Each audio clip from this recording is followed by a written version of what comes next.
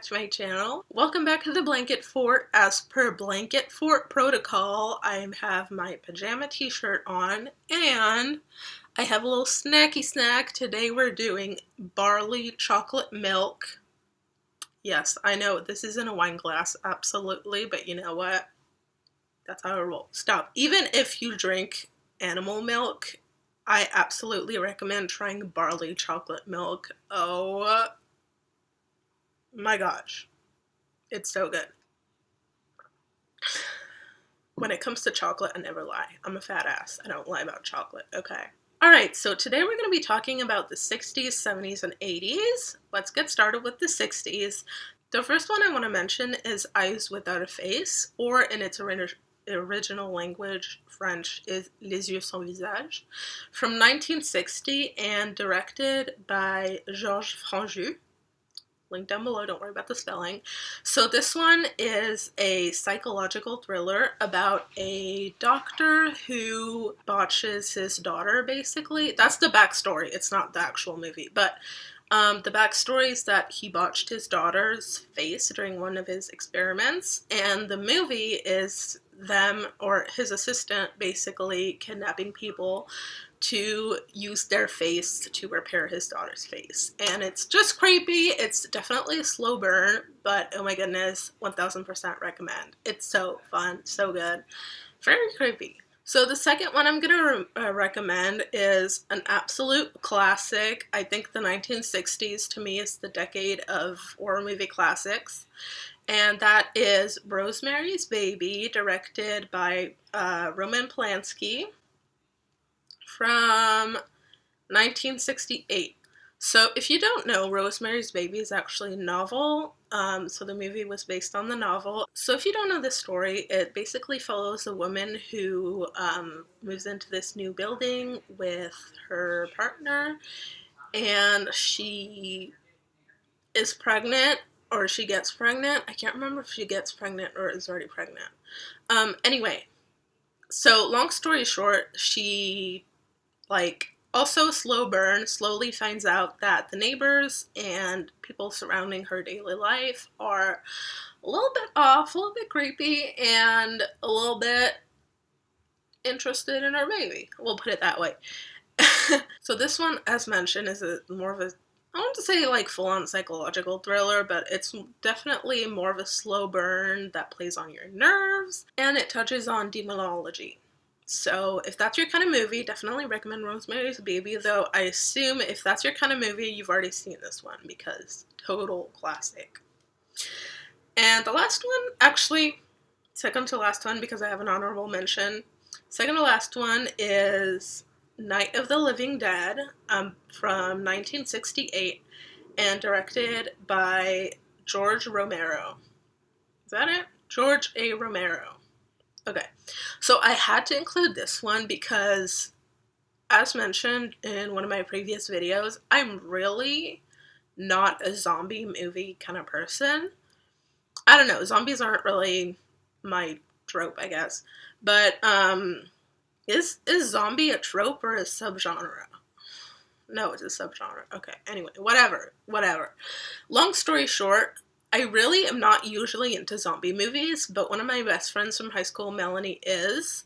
And so I was like, you know what? She likes zombie movies. Maybe I'll just watch one or two so that we can talk about it, blah, blah, blah. And then I'm like, well, what other zombie movie to watch than The Night of the Living Dead?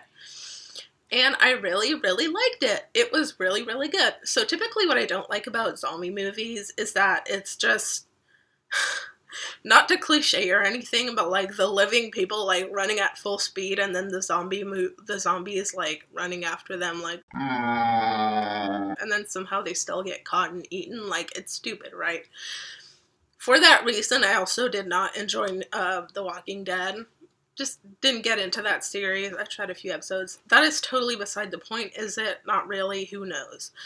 Lastly, though, I did want to mention the honorable mention to Psycho, of course, from 1960, and directed by Alfred Hitchcock. Oh my gosh, Alfred Hitchcock, the slow burn master IMO. I just realized that I The 60s had mostly slow burn, so I don't know what that's about. But I did want to mention horror movies that maybe the people don't talk so much about because, you know, obviously Psycho is one of the big daddies of horror genres, so I'm like, everyone's seen it, right? But I did want to give it an honorable mention because it's kind of near and dear to my heart because, I don't know if you know this, but I went to movie school. And so one of the entrance, it was like, I wouldn't say it's like an entrance exam, but it's like an entrance homework, pre-entrance homework to determine if you'll get in or not, which I guess that's kind of an exam. Whatever. So one of the assignments was to pick a movie of any genre, any whatever, per decade for 3 or 4 decades and write an essay about it. And the one I picked for the 60s was Psycho. So for that reason, even though it's a total classic and everyone's seen it and been recommended it, you know, like 20 times, I'm still gonna... Alright, moving on to the 70s. I also have an honorable mention for this one. I think this video has an extra honorable mention for each decade. Truly, I think this one was the hardest to pick movies for because I think 60s, 70s, 80s, and also 90s has the most, I feel like, best horror movies. So I've seen so many per decade, it was hard to narrow it down to 3. So let's see, what did I write here? I wrote these a few days ago, so I can't really remember. Oh, The Exorcist. Duh. I think the honorable mentions. Oh my god. The honorable mentions, I think, for each decade that I wrote must have been just, like, classics, like, you know, the ones that everyone's seen but have to be spoken about. Again, it's like Stairway to Heaven, but for horror movies. You know what I mean? So, we're gonna mention The Exorcist by William Friedkin. The Perks of Being Visually Impaired. That's one of the funny things, though, is that sometimes when I'm reading, I read the words wrong, and it gives the whole story a whole new meaning. Sometimes it's annoying, sometimes it's freaking hilarious. Okay.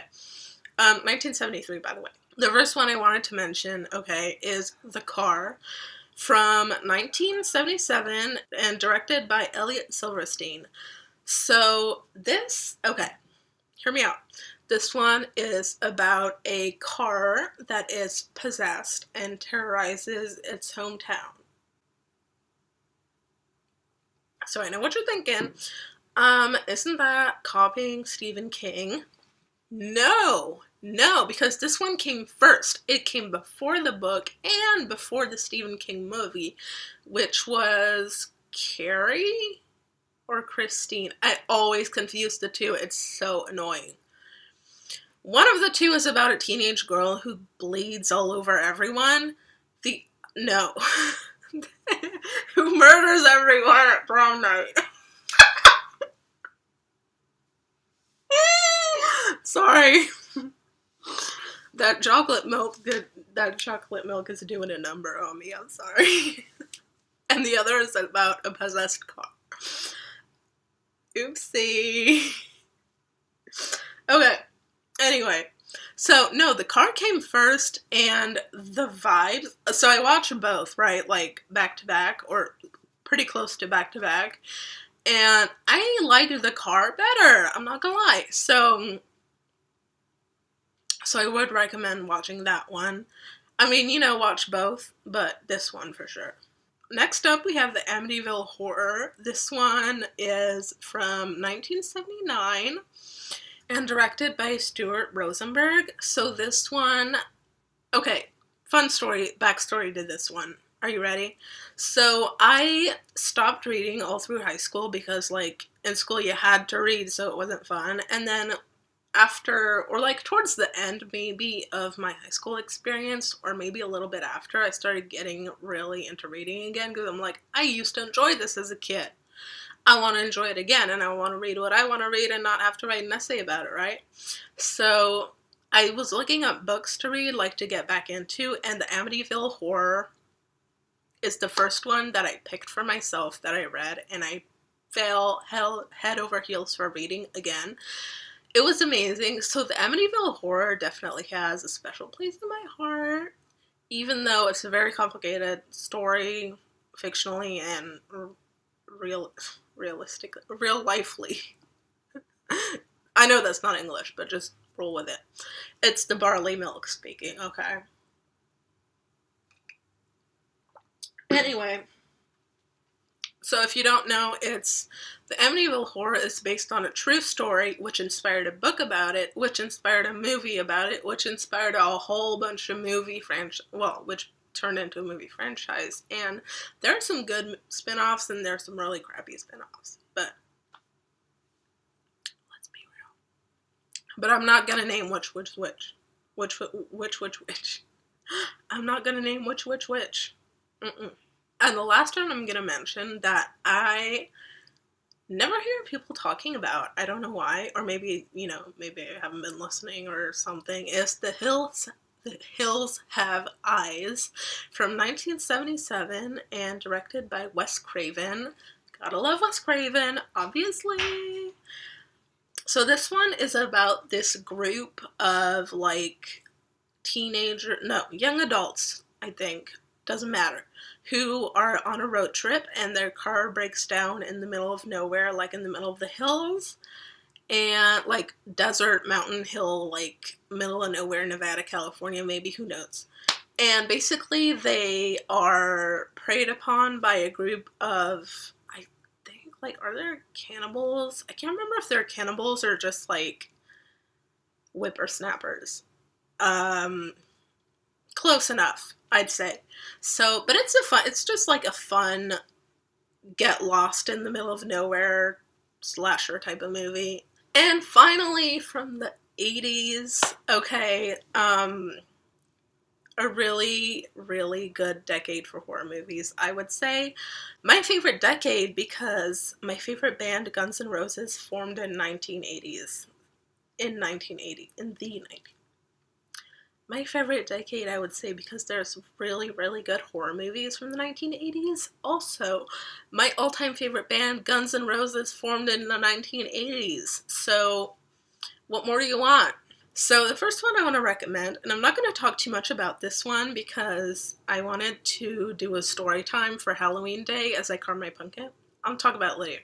The first one is Child's Play directed by 1988 and released in Tom Holland. Yes. So let's just leave it at that. I don't know. I was thinking about doing a video for Halloween where I just like carve my little pumpkin and share a story time about Child's Play because I have a really funny story time related to watching that movie. So I'm probably going to do that. Alright, next up we have The Fly from 1986 and directed by David Cronenberg. I'm so sorry. Okay, I actually have a really funny story for this one real quick. So when I was in high school, my art class, or my art teacher wanted to do like a field trip, sort of, where basically we went to the movies instead of class. We had like a 2-hour art class at the end of the day, and so we went to the movies to see The Fly, and it was really funny because like he didn't really tell us what it was about. For some reason I didn't look it up, like as if I wasn't allowed to or something. I don't know. So we went to see it and everyone was totally disgusted, and I was like, I think I was the only one in the class who wasn't completely grossed out by it. I wish Melanie was in my art class that year. We would have been like a funky bunch. But anyway. And I remember, so after we went to see the movie, we went back to class, and we get to class, and everyone, so he's like, like, what do you think of the movie? Blah, blah, blah. And then he's like, I thought it was so creepy because at some point halfway through the movie, it was completely quiet and I randomly heard someone laughing, and I think it might have been me. I can't remember what I was laughing at though, but I do remember, I'm pretty sure I laughed. I don't know why, but anyway, that's my Fly story, but it was so good. One of the few horror movies that like really creeped me out. And the last one I'm going to mention we have an honorable mention. Okay, second to last one. We have The Fog from 1980 and directed by John Carpenter. So this one is basically takes place in this small, like, I think it's like in Maine or somewhere on the East Coast. Definitely has East Coast vibes though. On a port city. A small town that's on the ocean. Damn it. What do you call it?